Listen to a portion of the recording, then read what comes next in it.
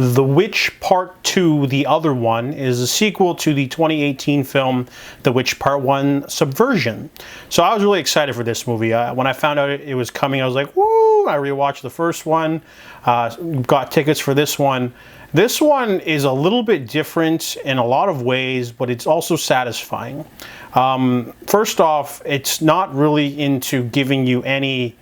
it's not into holding your hand, because we get a prologue immediately that's a flashback of the character from the first film, but then we introduce another character. She's riding on a bus with her friends, and then they are kidnapped by the government facility that has created the subspecies of superpowered humans. She's pregnant, so they take her baby and they clone it and create two superpowered children, one of them being the girl from the first one, and then our main character is the other one. That's the name of the movie, the subtitle thing.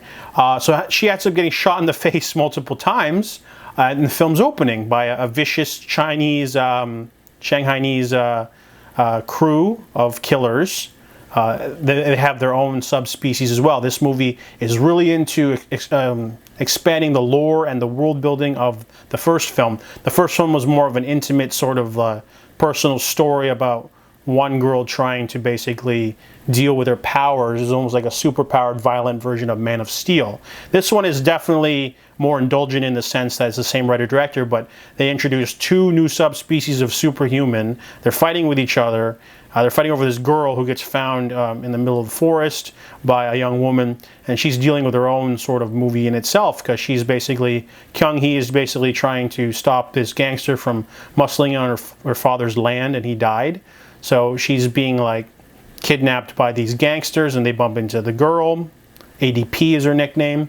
So ADP basically saves her, and it becomes a sort of like copy of the first movie, where we have like a kind stranger taking in the experiment and washing them and feeding them and learning. So there's a lot of like levity in those scenes, because, you know, Dae-gi is her brother, and he's like, whoa, you know, who's this strange girl? You know, they have some quiet moments together. A really fun grocery store scene is really great. However, we introduce the gangster who shows up, and nice homage to the scene from Logan, where the bad guys show up on the farm and then they get wrecked. This movie does actually borrow some style from other big budget American movies. There's the homage to Logan, but there's also like Man of Steel, the action sequences, a little bit of telekinesis and other stuff like that. But there's many influences in this movie, but it's also trying to be its own thing. It's trying to be like a super violent action sci-fi story, character driven. We introduce this new girl, and she doesn't get to do much. She's a very reactive protagonist, but by the end she's going into full power mode, and you get a lot of action. And this movie is a little bit longer than the first one. It definitely doesn't care. It's being indulgent in all the ways that it wants to. And there's numerous scenes of this agent woman and her Australian partner, and they bicker a lot, and they have their own set of powers. They're another group of superpowered humans, because they have like these veins or something, and they can enlarge their body parts. And then like the Shanghainese crew, they can regenerate body parts. So they're introducing all these elements and all these new characters. It can be a little bit much to bring in, but it also delivers a lot of action and leaves things off a little bit for a third film. So overall, The Witch Part 2, The Other One, is a lot to take in.